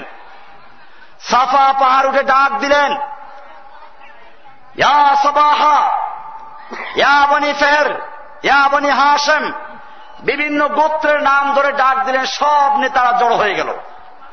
এবারে আল্লাহর রাসূল সাল্লাল্লাহু আলাইহি সাল্লাম বললেন, ওহে আমার মক্কার নেতারা, আজকে আমি যদি বলি এই পাহাড়ের অপর প্রান্তে তোমাদের শত্রু বাহিনী বসে আছে, তোমরা কি আমার কথা বিশ্বাস করবে? সব নেতারা বলল, অবশ্যই বিশ্বাস করব, কারণ মা জাররাবনাকা ইল্লা সাদিকান, আমরা আপনার থেকে কখনো মিথ্যা কথা শুনি নাই, আপনার থেকে সত্য কথাই শুনেছি। এবারে আল্লাহর রাসূল সাল্লাল্লাহু আলাইহি ওয়াসাল্লাম বললেন, ওহে মক্কার নেতারা শুনে রেখো, লাউ কুলতুম কালিমাতান ওয়াহিদাতান, আজকে যদি তোমরা একটা কথা বিশ্বাস করে, একটা কথা স্বীকার করো, মেনে নাও, তামলিকুনা বিহাল আরব, ওই একটা কথা মানার কারণে তোমরা গোটা আরব দেশের মালিক হয়ে যাবে। ওয়া তাদিনুনাকুমুল আজম, অনারব বিশ্ব তোমাদের দিন গ্রহণ করবে। আও তুআদ্দিল জিজিয়া, আর যারা তারা তোমাদের দিন গ্রহণ করবে না তারা জিজিয়া কর দিয়ে থাকবে। কয়টা কথা? মক্কার কুফফাররা খুশি, এখনো খুশি। একটা কথা মানলে আমাদের নেতৃত্ব চলে আসবে সারা দুনিয়ার উপরে। বলো তাড়াতাড়ি একটা কথা কি? এই একটা কথা বলার সঙ্গে সঙ্গে আল্লাহ নবীর বিরুদ্ধে সব চলে গেল। বোঝা গেল তারা বুঝতে পেরেছিল সেই কথাটা কি। ইয়া আইয়ুহান নাস কুলু লা ইলাহা ইল্লাল্লাহ তুফলিহুন তা'বুদুনাল্লাহ ওয়াহদাহু ওয়া তাখলাউনা মা তা'বুদুনা মিন দুনিল্লাহ। ওহে দুনিয়ার মানুষেরা, সারা পৃথিবীর মানব জাতিকে আল্লাহ নবী ডাক দিলেন, ইয়া আইয়ুহান নাস কুলু লা ইলাহা ইল্লাল্লাহ। সেই একটা কথা আর কিছু না, তা হচ্ছে লা ইলাহা ইল্লাল্লাহ। কিন্তু আমরাও করি, আমরা বললে আমাদের কেউ কিছু বলে না। আল্লাহর নবী যখন বললেন তখন কুফফাররা বুঝতে পেরেছিল। আজকে মক্কার কাফেররা যা বুঝতে পেরেছে আমরা তাও বুঝি না। মক্কার কুফফাররা বুঝে শুনে প্রতিবাদ করেছে। কোরআনুল কারীমের সূরা সাদের 5 নম্বর আয়াত দেখুন, পরিষ্কার বলা আছে, আবু লাহাব কি প্রতিবাদ করলো? আজালাল আলিহাতা ইলাহা ওয়াহিদা ইন্না হাযা লাশাইউন উজাব। কি বলে মোহাম্মদ? আজালাল আলিহাতা, সমস্ত আলিহাদেরকে, আমাদের আল্লাহদেরকে, দেবদেবীদেরকে সব বাতিল করে এক আল্লাহ কেন্দ্রিক করে ফেললো। এ তো বড় আশ্চর্য কথা। মক্কার কুফফাররা বুঝতে পেরেছে লা ইলাহা মানে সব বাদ, লা ইলাহা বর্জন, ইল্লাল্লাহ গ্রহণ, লা ইলাহা নফি, ইল্লাল্লাহ ইসবাত। একটা পুরাতন বিল্ডিং এ রং করতে গেলে যেরকম আগে পুরাতন রং ঘষে মেজে পরিষ্কার করে তারপরে নতুন রং করা হয়, ঠিক তেমনি ভাবে লা ইলাহার দ্বারা সমস্ত গায়রুল্লাহকে উৎখাত করে এরপরে এক আল্লাহর হুকুম মানতে হবে। এটার নাম কি লা ইলাহা। এটা বুঝতে পেরেছিল। আজকে আমরা লা ইলাহা ইল্লাল্লাহ পড়ি, আবার লিখছি সংবিধানের সাথে এক লেখা আছে প্রজাতন্ত্রের সকল ক্ষমতার মালিক কে? সংবিধান আল্লাহ লেখা আছে। কি মুসিবত! প্রজাতন্ত্রের সকল ক্ষমতার মালিক জনগণ লেখা আছে। এবারে কোরআনকে জিজ্ঞেস করি ক্ষমতার মালিককে। আল্লাহ বলছেন সূরা আলে ইমরানের 26 নম্বর আয়াত, আল্লাহ বলছেন কুলিল্লাহুম্মা মালিকাল মুলকে তুতিল মুলকা মান তাশাউ ওয়া তানজিউল মুলকা মিম্মান তাশাউ ওয়া তুইজ্জু মান তাশাউ ওয়া তুযিল্লু মান তাশাউ বিয়াদিকাল খায়র। হে নবী, আপনি জানিয়ে দিন কুলিল্লাহুম্মা মালিকাল মুলক, আল্লাহ তুমি হচ্ছে সমস্ত ক্ষমতার মালিক। সমস্ত ক্ষমতার মালিক কে? তুতিল মুলকা মান তাশাউ, তুমি যাকে ইচ্ছে করো তাকে ক্ষমতা দান করো। ওয়া তানজিউল মুলকা মিম্মান তাশাউ, তুমি যার থেকে ইচ্ছা ক্ষমতা ছিনিয়ে নাও। বিয়াদিকাল খায়রু, সমস্ত ক্ষমতার মালিক, সমস্ত মঙ্গলের চাবিকাঠি কার হাতে? পরিষ্কার হয়ে গেল সব ক্ষমতার মালিককে। কুফফাররা ভালো করে বুঝতে পেরেছিল এই লা ইলাহার মানে হচ্ছে আমাদের আর কারো আনুগত্য চলবে না, কারো বিধান চলবে না, সব ক্ষেত্রে হুকুম চলবে কার? ব্যাংকে আল্লাহর হুকুম মানতে হবে, আদালতে আল্লাহর হুকুম মানতে হবে, সংসদে আল্লাহর হুকুম মানতে হবে, রান্নাঘর থেকে শুরু করে সংসদ পর্যন্ত সব জায়গায় হুকুম চলবে কার? গোলামি হবে কার? ইয়াকা নাবুদু ওয়া ইয়াকা নাস্তাইন। ইয়াকা নাবুদু, আমি কেবলমাত্র তোমারই গোলামি করি, খালি মসজিদে না, সব জায়গায়। ওয়া মা খালাকতুল জিন্না ওয়াল ইনসা ইল্লা লিয়াবুদুন, আল্লাহ বলছেন আমি মানব জাতিকে এবং জিন জাতিকে সৃষ্টি করেছি শুধুমাত্র আমার গোলামি করার জন্য। কার গোলামি করবে? শুধু কি মসজিদে? কয় হুজুর 5টা তো ইসলামের বেনা, ওইটা পালন করলেই চলে। এটাও তো বোঝে নাই। ইসলামের বেনা বলা হয়েছে। বেনা মানে কি? পিলার। আপনি 5টা পিলার দাঁড় করে রাখেন, বিল্ডিং হবে? আপনি বললেন হুজুরদেরকে দাওয়াত, আমি একটা বিল্ডিং করেছি, একটু দোয়া করবেন। সবাই গিয়ে দেখো 5টা পিলার দাঁড়িয়ে আছে, কি বলবে? ওই মেয়েরা তোমার বিল্ডিং কোথায়? এই তো বিল্ডিং, 5টা পিলার আছে। ঠিক সেরকম ভাবে ইসলামের 5টা পিলার বলা হয়েছে, নামাজ, রোজা, হজ, যাকাত এবং ঈমান। এটা কি পূর্ণাঙ্গ ইসলাম নাকি? এটা মৌলিক বিষয়, পিলার। এরপরে ইসলামের আরো দেওয়াল লাগবে, ছাদ লাগবে, রং করতে হবে, দরজা লাগবে, জানালা লাগবে। সেগুলো কোথায়? ভাইরা আমার, এই পিলারই তো ঠিক নাই। পিলারই নড়বড় করে। নামাজ কয়জনে পড়ে? রোজা কয়জনে রাখে? হজ চালবাহানা করে, বুড়ো হইলে করবে। এরপরে যাকাত না দিলেই হয়। আল্লাহ রাব্বুল আলামিন পরিষ্কার করে দিয়েছেন ওয়ামা খালাকতুল জিন্না ওয়াল ইনসা ইল্লা লিয়াবুদুন, আমি মানব জাতিকে এবং জিন জাতিকে সৃষ্টি করেছি শুধুমাত্র আমার গোলামি করার জন্য। জীবনের সকল ক্ষেত্রে, পারিবারিক ক্ষেত্রে, সামাজিক ক্ষেত্রে, রাষ্ট্রীয় ক্ষেত্রে, সব ক্ষেত্রে গোলামি করব কার? কুল ইন্না সালাতি ওয়া নুসুকি ওয়া মাহইয়ায়া ওয়া মামাতি লিল্লাহি রাব্বিল আলামিন। কুল মানে ঘোষণা করো, বলো ইন্না সালাতি ওয়া নুসুকি, নিশ্চয় আমার সালাত, আমার কোরবানি, ওয়া মাহইয়ায়া ওয়া মামাতি, আমার জীবন, আমার মরণ, সব কিছু কার জন্য?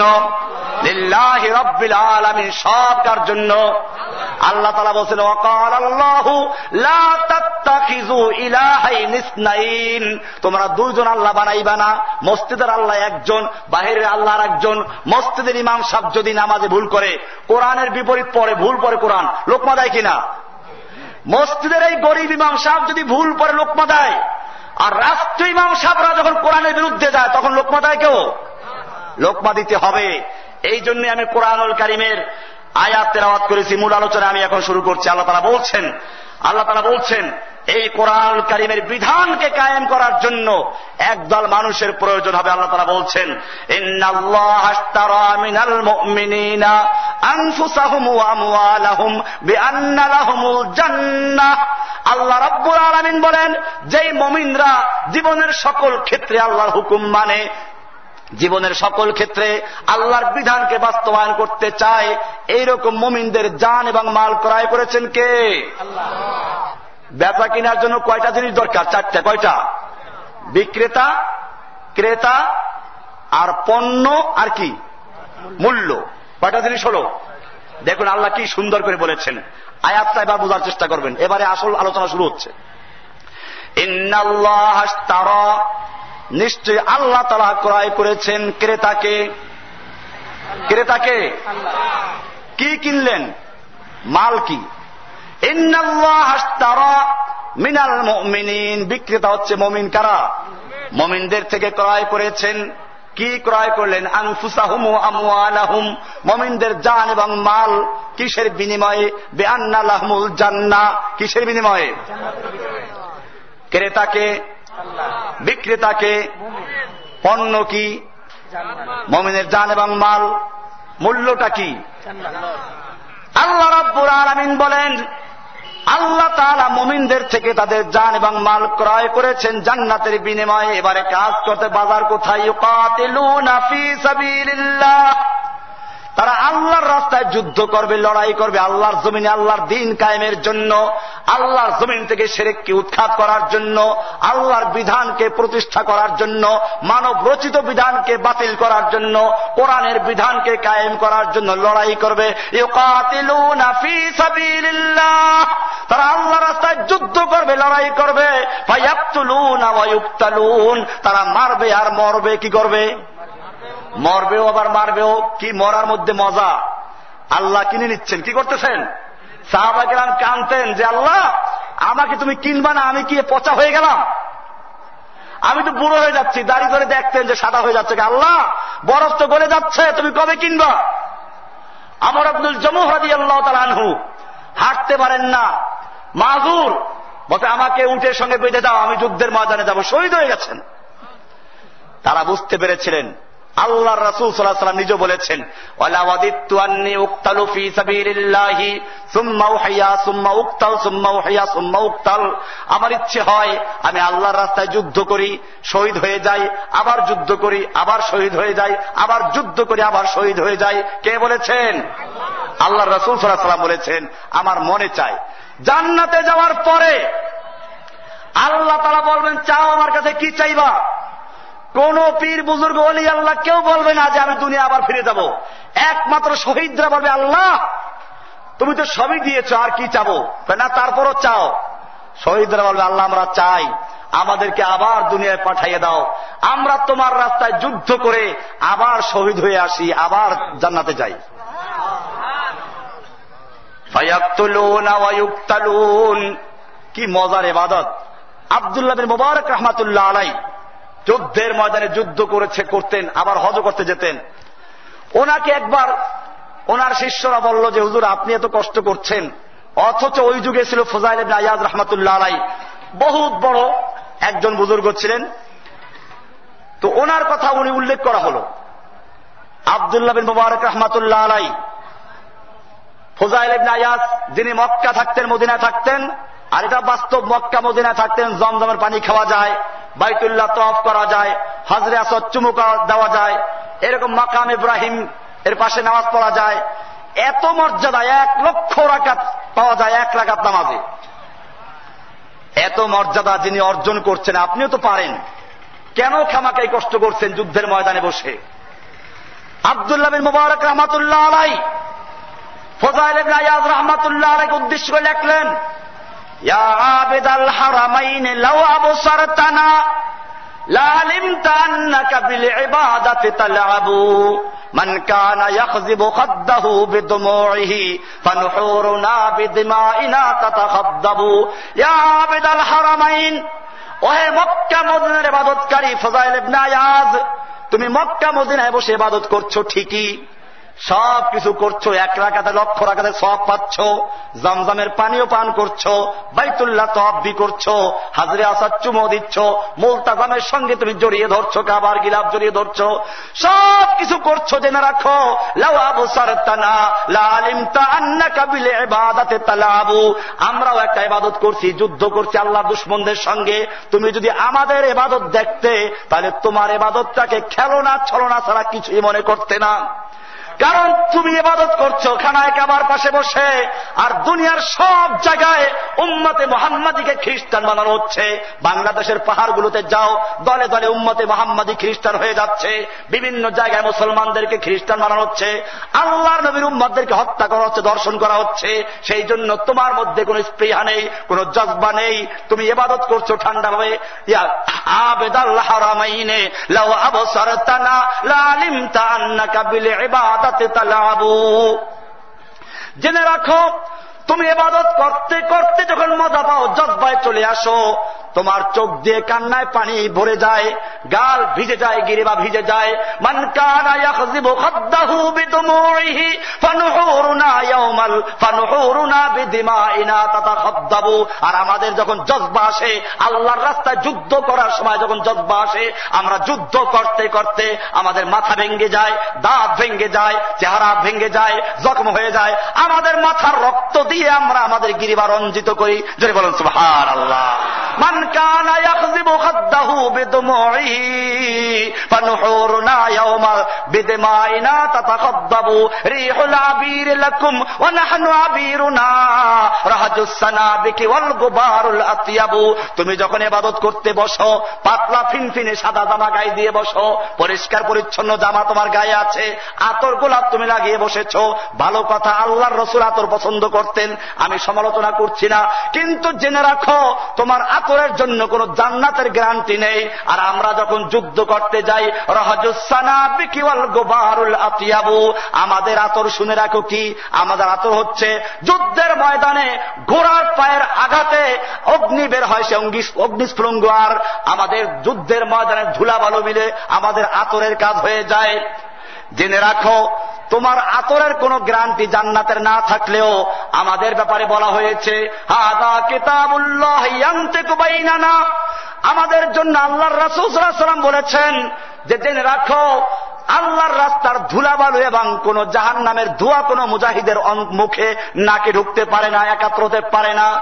আমার ভাইয়েরা, শুধু এ পর্যন্ত একবার লেখলেন, তুমি যখন মারা যাবে, তুমি যত বড় বুজুর্গ হও, তোমার কাপড় চোপড় খুলে তারপরে নতুন কাপড় পরিধান করা হবে, কারণ তুমি মরে গেছো। আমরা যখন মারা যাব, আল্লাহর রাস্তায় শহীদ হব, আমাদের কাপড় খোলার প্রয়োজন নেই, জামা খোলার প্রয়োজন নেই, রক্ত মাখার জামা সহ দাফন করার কথা বলা হয়েছে। কারণ কি, আল্লাহর হাবিব বলেছেন কিয়ামতের মাঠে যখন শহীদরা মাঠে উঠবে, তাদের জখমগুলো তাজা হয়ে যাবে, ইয়াসউবু দামান, রক্ত আবার তাজা হয়ে ঝরতে থাকবে, লাউনুহু লাউনুদ্দাম ওয়া রিহুহু রিহুল মিসকে, রক্তগুলো রঙে হবে রক্ত, মিশক আম্বরের চেয়ে ঘ্রাণ হবে বেশি। বলুন সুবহানাল্লাহ।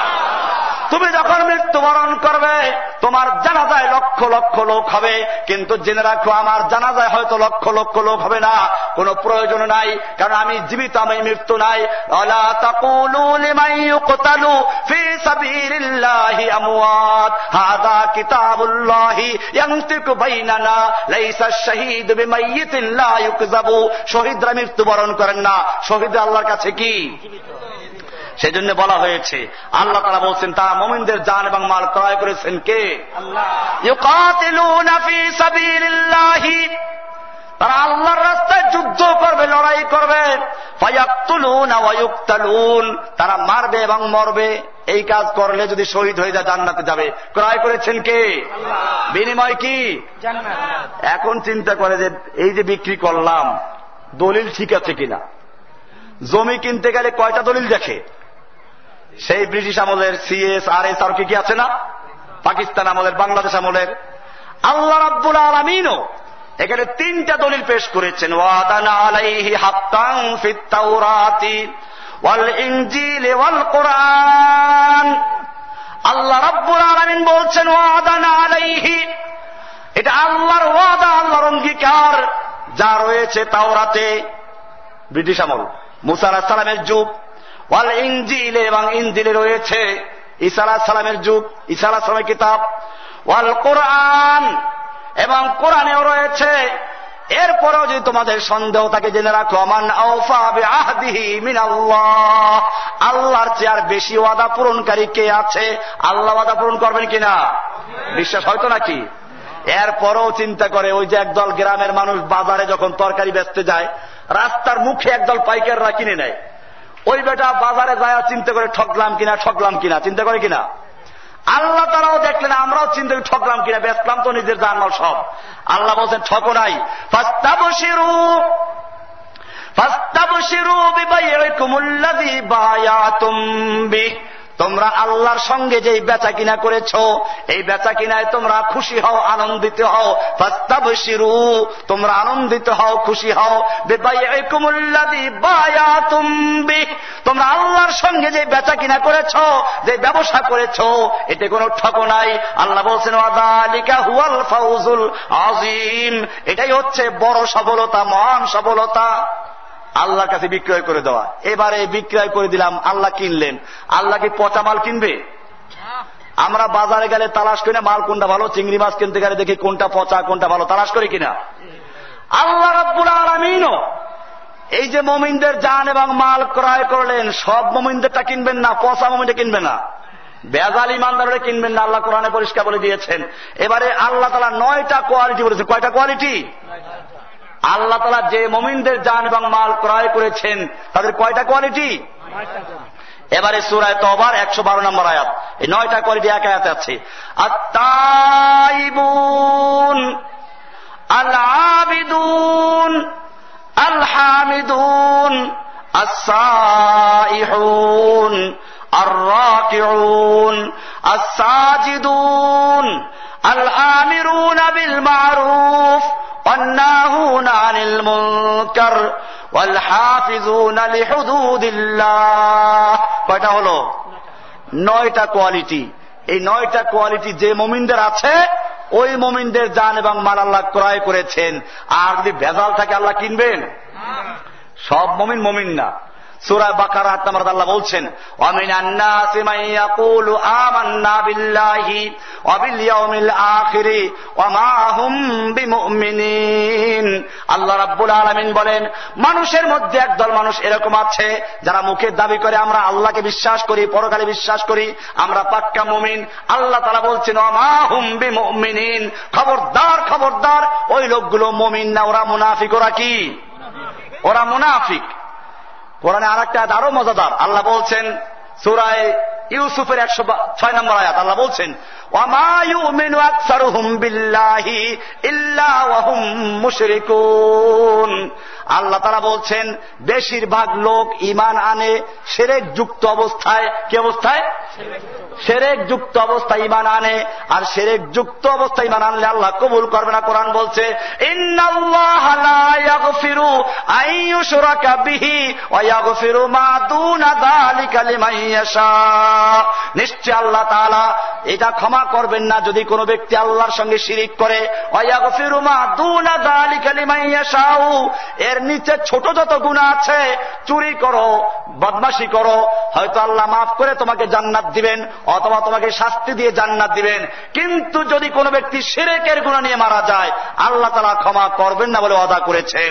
ভাইরা আমার, এই জন্য শয়তান, মানুষ চুরি করলে খুশি হয় না, জিনা করলে খুশি হয় না, খুন করলে খুশি হয় না, কারণ এগুলো তওবা করলে মাফ করে দিবে আল্লাহ তাআলা, বা এমনি মাফ করে দিবে। কিন্তু শিরক করলে খুশি হয়। কি জন্য? শিরক করলে সে অবস্থা যদি মারা যায়, তওবা করতে না পারে, আল্লাহ মাফ করবেন না। কোরআনে পরিষ্কার বলা হয়েছে ইন্নাহু মান ইউশরিক বিল্লাহি ফাকাদ হারামাল্লাহু আলাইহিল জান্নাহ। আল্লাহ রাব্বুল আলামিন বলেন, যেই ব্যক্তি আল্লাহর সঙ্গে শিরিক করে, আল্লাহ তাআলা তার জন্য জান্নাতকে হারাম করে দিয়েছেন। জান্নাতকে। এবারে সেই কোয়ালিটি 9টা কি কি যেটা বলছিলাম, সেটা হচ্ছে এই, আল্লাহ রাব্বুল আলামিন পরিষ্কার করে দিয়েছেন ইন্নাহু মান ইউশরিক বিল্লাহি ফাকাদ হারামাল্লাহু আলাইহিল জান্নাহ। আল্লাহ রাব্বুল আলামিন বলেন, যেই ব্যক্তি আল্লাহর সঙ্গে শিরিক করলো, আল্লাহ তাআলা তার জন্য জান্নাতকে হারাম করে দিয়েছেন। কি করে দিয়েছেন? হারাম করে দিয়েছেন। কোরআনে কত আয়াত পড়বো শিরকের উপরে। আল্লাহ তাআলা বলছেন ইন্নাশ লা তুশরিক বিল্লাহ, ইন্নাশ শিরকা লাযুলমুন আযীম, খবরদার আল্লাহর সঙ্গে শিরিক করো না, শিরিক হচ্ছে সবচেয়ে বড় গুনাহ। এমনি আল্লাহ তাআলা আয়াতে বলছেন আল্লাযীনা আমানু ওয়া লাম ইয়ালবিসু ঈমানাহুম বিযুলমিন, যারা ঈমান আনলো অথচ তাদের ঈমানটাকে শিরিকের সাথে যুক্ত করলো না, সেই সমস্ত মুমিনদের জন্য সুসংবাদ রয়েছে। ঈমান থাকবে শিরিক মুক্ত, ভেজাল মুক্ত, আর যে শিরিক যুক্ত থাকে ওই ঈমান আল্লাহ তাআলা গ্রহণ করবেন না। এর উপরে কোরআনে অনেকগুলো আয়াত আছে। আমাদের নবীজিকে আল্লাহ তাআলা বলছেন, আমাদের নবীজিকে বলছেন, আল্লাহ তাআলা বলছেন লাইন আশরাকতা, হে নবী আপনি যদি আল্লাহর সঙ্গে শিরিক করতেন, আপনি যদি শিরিক করেন, লাইন আশরাকতা লা ইয়াহবাতান্না আমালুকা ওয়া লা তাকুনান্না মিনাল খাসিরিন, হে নবী আপনি যদি আল্লাহর সঙ্গে শিরিক করেন, আল্লাহ তাআলা আপনার জীবনের সমস্ত আমলগুলো হাত করে দিবেন, বরবাদ করে দিবেন, এবং আপনি ক্ষতিগ্রস্ত লোকদের অন্তর্ভুক্ত হয়ে যাবেন। এরপরে করে আরেক জায়গায় আল্লাহ তাআলা 18 জন নবীর নাম উল্লেখ করে বলেছেন, উলুল আজম বড় বড় নবীদের নাম উল্লেখ করে বলেছেন। আল্লাহু আকবার, লাউ আশরাকু ওয়া লাউ আশরাকু, এই নবীর দল এরাও যদি শিরিক করত, লাহাবিতা আনহুম মা কানু ইয়ামালুন, তারা জীবনে যত ইবাদত করেছে, হজ করেছে, যাকাত দিয়েছে, ইসলামের দ্বীনের দাওয়াত দিয়েছে, জিহাদ করেছে, লড়াই করেছে, সবগুলো বরবাদ হয়ে যেত যদি তারা আল্লাহর সঙ্গে শিরিক করত। এজন্য আল্লাহ তাআলা শিরিক করা পছন্দ করেন না। এই জন্য শিরিক নিয়ে যদি কোনো ব্যক্তি মৃত্যুবরণ করে আল্লাহ তাকে ক্ষমা। আবু তালেব এই কাজটাই করেছিল। আবু তালেব আল্লাহর নবীর সারা জীবন খেদমত করেছিল। ওই যে মক্কার কুফফাররা যখন খেপে গেল, সবাই আবু তালেবের কাছে গিয়ে বলল, আবু তালেব তোমার ভাতিজাকে বলো এই তাওহীদের দাওয়াত যেন বন্ধ করে দেয়, এরপরে সে যা চায় তা দেওয়া হবে। সুন্দরী নারী চায়, মক্কার সবচেয়ে সুন্দরী নারী তার দেওয়া হবে। যদি সে ব্যবসায়ী হতে চায়, মক্কার সবচেয়ে বড় ব্যবসায়ী বানানো হবে। আর যদি সে ক্ষমতা চায়, মক্কার নেতৃত্বের মুকুট তাকে পরিয়ে দেওয়া হবে। আল্লাহর নবীর কাছে আবু তালেব গিয়ে বলল, মুহাম্মদ সাল্লাল্লাহু আলাইহি ওয়াসাল্লাম এই মক্কার নেতারা তোমার কাছে আবেদন করছে, কি লোভনীয় পুরস্কার তোমাকে দেওয়া হবে, তুমি খালি একটু লা ইলাহা ইল্লাল্লাহ দাওয়াতটা বন্ধ রাখো। আল্লাহর নবী আবু তালেবকে পরিষ্কার জানিয়ে দিলেন, 8 বছর বয়সের থেকে তুমি আমাকে লালন পালন করেছ, আজ পর্যন্ত তোমার কোন আবেদন আমি বাতিল করি নাই, কিন্তু জেনে রাখো লা ইলাহা ইল্লাল্লাহর দাওয়াত এটা আমি নিজের থেকে দিচ্ছি না, আল্লাহর হুকুমে দিচ্ছি। ওরা শুধু এইগুলো নয়, আসমানের সূর্য যদি আমার এক হাতে তুলে দেয়, আসমানের চন্দ্র আর এক হাতে তুলে দেয়, আমি এক মুহূর্তের জন্য লা ইলাহা ইল্লাল্লাহ দাওয়াত বন্ধ করতে পারি না। এরপরে আবু তালেব বুঝতে পারলো বিষয়টা কত জটিল হচ্ছে। আবু তালেব গিয়ে তার বংশের লোকদেরকে, বনু হাশেম বনু মুত্তালিবকে জড়ো করলো। এরপরে ভাষণ দিল, তোমরা ইসলাম গ্রহণ করো আর না করো, মুহাম্মদ আমাদের ভাতিজা, আমাদের বংশের লোক, তাকে রক্ষা করার জন্য কে কে তৈরি আছো? একমাত্র নবীর বংশের মধ্যে একটা লোক খালি নবীর পক্ষে দাঁড়ায় নাই। কে সে? আবু লাহাব। আবু জাহেল নবীর আপন চাচা না, এটা ভিন্ন কথা। অনেকে ভুল করে, কয় আবু জাহেল নবীর আপন চাচা। আবু জাহেলের বংশই ভিন্ন। আবু জাহেলের বংশ হচ্ছে বনু মাখজুম, আর আমাদের নবীর বংশ বনু হাশেম বনু মুত্তালিব। যাই হোক, এই বংশের মধ্যে একটা লোকই আবার নবীর বিরোধিতা করেছে, সে লোকটাকে আবু লাহাব। এছাড়া সবাই অঙ্গীকারবদ্ধ হলো। এরপরে আবু তালেব আল্লাহর নবীকে গিয়ে কি কবিতা বলল শুনুন, আল্লাহু লা ইয়াসিলু ইলাইকা বিজামিহিম হাত্তা ওয়াসাদা ফিত তুরাবে দাফিনা, হে মুহাম্মদ সাল্লাল্লাহু আলাইহি ওয়াসাল্লাম তুমি তোমার দাওয়াতের কাজ চালিয়ে যাও। জেনে রাখো মক্কার সমস্ত নেতা, সমস্ত কাফের মুশরিক একাত্র হয়ে তোমার কোনো ক্ষতি করতে পারবে না, যতক্ষণ পর্যন্ত আবু তালেবের দেহের সঙ্গে রূহ থাকবে। জোরে বলুন সুবহানাল্লাহ। আবু তালেব তার অঙ্গীকার রক্ষা করেন নাই, মৃত্যু পর্যন্ত আবু তালেব এটাই করেছেন। এজন্য মৃত্যুর সময় আল্লাহ রাসূল সাল্লাল্লাহু আলাইহি ওয়াসাল্লাম আবু তালেবের মাথার কাছে গিয়ে বসলেন আর বললেন, চাচা সারা জীবন তুমি আমাকে সাহায্য করেছ, সারা জীবন তুমি আমার পক্ষে ছিলে, 3 বছর পর্যন্ত অবরুদ্ধ করা হয়েছিল তোমার পরিবারকে সহ, আজকে খালি একটু বলো লা ইলাহা ইল্লাল্লাহ, এইটা যদি না বলো আমি কিছুই করতে পারবো না। ও আমার ভাইয়েরা, আজকে অনেক পীর বের হয়েছে যারা বইতে লিখে দিয়েছে পরকালে মুক্তির জন্য ইসলাম ধর্ম গ্রহণ করা দরকার নাই, হিন্দু বৌদ্ধ খ্রিস্টান যে হোক তার দলে গেলে ধর্ম বর্ণ নির্বিশেষে সকলেই পরকালে নাজাত পাবে যদি ওই তরিকায় ঢুকে যায়। জোরে নাউজুবিল্লাহ। কোরআন পরিষ্কার বলেছে ইন্নাদ-দীনা ইনদাল্লাহিল ইসলাম, আল্লাহর কাছে একমাত্র গ্রহণযোগ্য দিনের নাম কি? ইসলাম। এরপরে বন্ধু শেষ করে আল্লাহ বলছেন, ওয়ামান ইয়াবতাগি গায়রাল ইসলামে দীনান ফালাই ইউকবালা মিনহু, ইসলাম ছাড়া যদি কোন ব্যক্তি অন্য কোন ধর্ম, অন্য কোন মতবাদ, অন্য কোন জীবন ব্যবস্থা তালাশ করে মুক্তির জন্য, আল্লাহ বলছেন ফালাই ইউকবালা মিনহু, সেই ব্যক্তির যত ইবাদত থাকুক না কেন, যত জিকির করুক না কেন, তাসবিহ করুক না কেন, ফালাই ইউকবালা মিনহু, তার কিছুই গ্রহণযোগ্য হবে না। ওয়াহুয়া ফিল আখিরাতি মিনাল খাসিরিন, সে ব্যক্তি আখিরাতে ক্ষতিগ্রস্ত হয়ে যাবে। আল্লাহ বললেন ইসলাম ধর্ম গ্রহণ না করে যত ন্যাক আমল করুক, যত গরু নিয়ে দৌড়াক, গরুর মিছিল যাক, ছাগলের মিছিল যাক, উটের মিছিল যাক, পীরের দরবারে যা নিয়ে যাও না কেন, কোনো কাজ হবে না। ইসলাম গ্রহণ না করলে কাজ হবে না। আল্লাহ তাআলা বললেন কাজ হবে না, পীর বলল কাজ হবে। পীরেরটা মানবো না আল্লাহটা মানবো? পরিষ্কার আল্লাহ জানিয়ে দিয়েছেন। আবু তালেবের ইতিহাস আমি এই জন্য রেখেছি, কোরআনে আরো স্পষ্ট করা আছে। আল্লাহ বলছেন, আপনারা অনেক সময় প্রশ্ন করেন, অনেক কাফেররা ভালো ভালো ন্যাক আমল করে, মাদ্রাসায় তারা কি সাহায্য করে, রাস্তাঘাট করে, টিউবওয়েল দেয়, এরা পরকালে নাজাত পাবে না। আল্লাহ তাআলা পরিষ্কার করে দিয়েছেন, ওয়াল্লাযীনা কাফারু আমালুহুম কাসারাবিন বিকিআতিন ইয়াহসাবুহুজ যামআনু মাআ হাত্তা ইযা জাআহু লাম ইয়াজিদহু শাইআ। যারা কাফের তারা যত নেক আমল করুক না কেন, তোমাকে হাদিয়া দেয়, তওবা দেয়, রাস্তাঘাট করে, টিউবওয়েল দেয়, হাসপাতাল দেয়, যত নেক আমল করুক না কেন, কাসারাবিন বিকিআতিন, সবগুলো মরিচিকা, সবগুলো কি মরিচিকা। সারাবুন মানে হচ্ছে মরুভূমিতে দূরের থেকে তাকালে পানি থই থই করে দেখা যায়, অথবা পিচ ঢালা রাস্তায় তাকালে দূরের থেকে পানি দেখা যায়, ওটাকে আরবিতে বলে সারাব, বাংলায় বলে মরিচিকা, উর্দুতে বলে নুমায়েশে আব। আল্লাহ তাআলা বলছেন কাসারাবিন বিকিআতিন, সবগুলো মরিচিকা। ইয়াহসাবুহুজ যামআনু মা, তৃষ্ণার্ত লোকেরা মনে করে পানি। হাত্তা ইযা জাহু লাম ইয়াজিদহু শাইআ, পানির জন্য যখন দৌড় দিয়ে সেখানে যায়, গিয়ে কিছুই পায় না।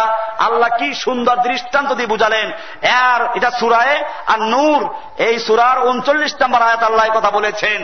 এর পরেও যদি কোনো ব্যক্তি বলে পরকালে মুক্তির জন্য ইসলাম ধর্ম গ্রহণ করার দরকার নাই, ধর্ম বর্ণ সব লোক তাদের মুরিদ হয়ে গেলে পরকালে নাজাত পাবে, এইগুলো পীর না শয়তান? আল্লাহর ওলি না শয়তানের ওলি? ওলি দুই রকম, একটা হচ্ছে আল্লাহর ওলি, একটা হচ্ছে শয়তানের ওলি। আউলিয়াউর রহমান, আউলিয়াউর শয়তান। কারে শয়তান মি কুনি নামত ওলি, কারে শয়তান মি কুনি নামত ওলি, গর ওলি নস্তলানত বর ওলি। সেজন্য বলেছি অনেকেই দাবি করে মুমিন, আল্লাহ বলছেন মা ইউমিনু আকসারুহুম বিল্লাহি ইল্লা ওয়া হুম মুশরিকুন। বেশিরভাগ লোক ঈমান আনা সত্ত্বেও মুশরিক, বেশিরভাগ লোক ঈমান আনা সত্ত্বেও মুশরিক। সূরা ইউসুফের 106 নম্বর আয়াত আল্লাহ বলে দিয়েছেন, এরা করে কি? কেউ গান গায় আল্লাহর ধন রসুলকে দিয়ে, আল্লাহ গেছেন খালি হয়ে, রসুলের ধন খাজাকে দিয়ে, রসুল গেছে খালি হয়ে। রসুলের ধন খাজায় পেয়ে লুকিয়েছে আজমিরে, কেউ ফেরে না খালি হাতে খাজারে তোর দরবারে। জোরে বলেন নাউযুবিল্লাহ। যারা আল্লাহকে খালি বলে দাবি করেছে, আল্লাহ বলছেন সব কিছু দেওয়ার মালিক কে? আর এই লোকগুলো মুসলমান দাবি করে, নামাজ বি পড়ে, রোজা বি করে, জিকির বি করে, বিশ্বাস করে আল্লাহ গেছেন খালি হয়ে। মুমিন আছে? আল্লাহ এদের সম্পর্কে বলেছেন এই লোকগুলো সিলেট গিয়ে মাজার জিয়ারত করা আমি নিষেধ করি না, মাজার জিয়ারত করা জায়েজ আছে। কি আছে? আমার ওই কবরওয়ালাদের সাথে কোনো শত্রুতা নাই, তাদেরকে আমি জিয়ারত করি, নিজেও যাই, সিলেট গেলে কবর জিয়ারত করি। হাদিসেও বলা আছে, আল্লাহর রাসূল সাল্লাল্লাহু আলাইহি ওয়াসাল্লাম বলেছেন আলা ফাজুরুহা ফাইন্না তুযাক্কিরুল মাউত, তোমরা কবর জিয়ারত করো, এর দ্বারা মৃত্যুর কথা স্মরণ আসে। কিন্তু গিয়ে দেখবেন সিলেটে গেলে এই মাজার গরম, ওই মাজার ঠান্ডা, এইখানে গজার মাছ, ওইখানে কচ্ছপ, ওইখানে কুমির, বিভিন্ন দরবারে বিভিন্ন জিনিস তৈরি করে রেখেছে। আর গরিব মানুষেরা এমন চেহারা আমি দেখেছি, জীবনে হয়তো মুরগি গোশত কিনে খায় নাই নিজেরা, ওইখানে গিয়ে কুমিরকে গোশত মুরগি খেতে দেয়, কচ্ছপকে মুরগি খেতে দেয়। অমুসলমান কত নিম্নে চলে গিয়েছে। আল্লাহ বলেছেন ইন্না ওয়ালাকাদ কাররামনা বনি আদম, আমি বনি আদমকে সবচেয়ে সম্মানিত করে সৃষ্টি করেছি। সেই বনি আদম এখন কুমিরের সন্তুষ্টি অর্জন করতে চায়, কচ্ছপের সন্তুষ্টি অর্জন করতে চায়, গজার মাছের সন্তুষ্টি অর্জন করতে চায়। জোরে বলেন নাউযুবিল্লাহ মিনাল। কি বিশ্বাস করে? আল্লাহর ওলিরা সবকিছুর মালিক। লিখেছে ইয়া আসমান হায় তেরা, ইয়ে জমিন হায় তেরি, मकसूद मेरा कर दे पूरा ए खाजा अजमेरी। नाउजुबिल्लाह। আসমান তোমার, জমিন তোমার, ও হে খাজা আজমেরি, আমার দিলের মকসুদ পূরণ করে দাও তুমি বাবা আজমেরি। জোরে বলেন নাউজুবিল্লাহ। এই বিশ্বাস মক্কার কাফেররা, আমি সে আয়াত দিয়ে দেখিয়েছি যে মক্কার কুফফাররা বিশ্বাস করতো না। যাই হোক, আল্লাহ তাআলা সেজন্য বলেছি, আল্লাহ তাআলা মুমিনদের জানমাল ক্রয় করেছেন, সব মুমিনদেরটা না। যে মুমিনদের মধ্যে এই 9টা কোয়ালিটি পাওয়া যাবে, কেবলমাত্র তাদের জানমাল আল্লাহ ক্রয় করেছেন। জোরে বলেন সুবহানাল্লাহ। এবারে 9টা কোয়ালিটি কি কি সংক্ষিপ্ত আলোচনা করছি। আত্তাইবুন, আত্তাইবুন, 1 নাম্বার কোয়ালিটি হচ্ছে আত্তাইবুন, তারা তওবাকারী হবে।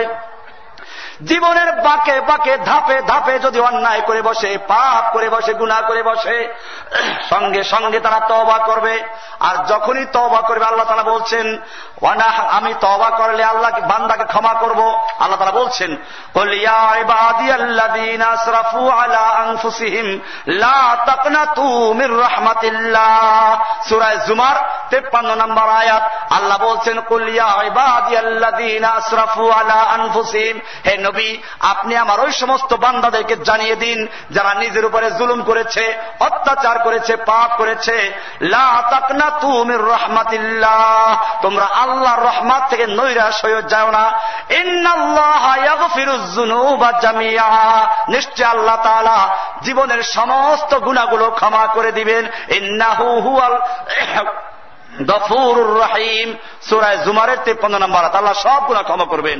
কোরআনে আল্লাহ তাআলা কাছে আরো সুন্দর করে বলেছেন, সূরা আল হিজর এর 50 নম্বর আয়াত বলছেন নাব্বি ইবাদি আন্নি আনাল গফুরুর রহিম, হে নবী আপনি আমার বান্দাদেরকে জানিয়ে দিন, আমার বান্দাদেরকে জানিয়ে দিন, নাব্বি ইবাদি আমার বান্দাদেরকে জানিয়ে দিন, আন্নি আনাল গফুরুর রহিম আমি বড় গফুর, দয়ালু, ক্ষমাশীল। আমার কাছে তারা ডাক দিবে, আমি সঙ্গে সঙ্গে ডাকে সাড়া দিব। ওয়াইদা সালাকা ইবাদি আন্নি, সূরা বাকারার 186 নম্বর আল্লাহ বলছেন ওয়াইদা সালাকা ইবাদি আন্নি ফাইন্নী করিব, হে নবী আপনাকে যদি আমার সম্পর্কে আমার বান্দারা জিজ্ঞেস করে আমি বান্দার ডাক শুনি কিনা, আমি বান্দাকে ক্ষমা করব কিনা, আমি বান্দার ডাকে সাড়া দেই কিনা, ওয়াইদা সালাকা ইবাদি আন্নি আমার বান্দারা যদি আপনাকে জিজ্ঞেস করে আমার সম্পর্কে ফাইন্নী করিব আমি বান্দার কাছেই রয়েছি। উজিবু দাওয়াতাদ দাঈ ইযা দাআনি, যখন কোন ব্যক্তি আমাকে ডাক দেয় আমি সঙ্গে সঙ্গে ডাকে সাড়া দেই, আমি সঙ্গে সঙ্গে ডাকে সাড়া দেই। উজিবু আগে আগে বলছে আমি সাড়া দেই, ইযা দাআনি যখন ডাক দেয়, মানে ডাক দেওয়ার আগেই আমি সাড়া দেই। তার মানে হচ্ছে যখন তার মুখের থেকে ডাকটা বের হয় আমি সঙ্গে সঙ্গে বান্দাকে ক্ষমা করে দিই। আমার ডাক আল্লাহ শুনে কিনা, আল্লাহ তাআলা কত দূরে আছো আল্লাহ বলছেন সূরা কাফের 16 নম্বর আয়াত আল্লাহ বলছেন ওয়া নাহনু আকরাবু ইলাইহি মিন হাবলিল ওয়ারিদ, বান্দা আমি তোমার গর্দানের শাহরগের চেয়েও কাছে রয়েছি, তুমি যখনই ডাক দাও আমার শুনতে দেরি হয় না। ওয়ারিদ একটা মোবাইল কোম্পানি ছিল না, ওরা এইখান থেকে নিয়েছে ওয়ারিদ, সূরা কোরআনের সূরা কাফের 16 নম্বর আয়াত। ওয়ারিদ মানে হচ্ছে গর্দানের শাহরগ, যেটা দিয়ে আওয়াজ করে মানুষ।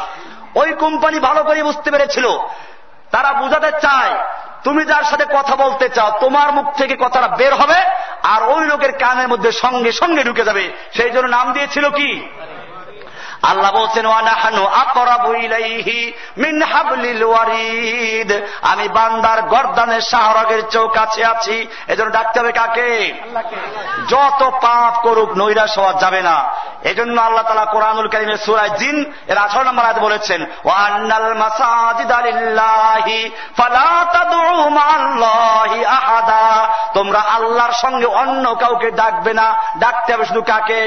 আল্লাহকে। না অন্য কাউকে? তুমি যেরকম তোমার সন্তান তোমাকে বাদ দিয়ে আরেকজন বাদ ডাকলে রাজি হও না, খুশি হও না।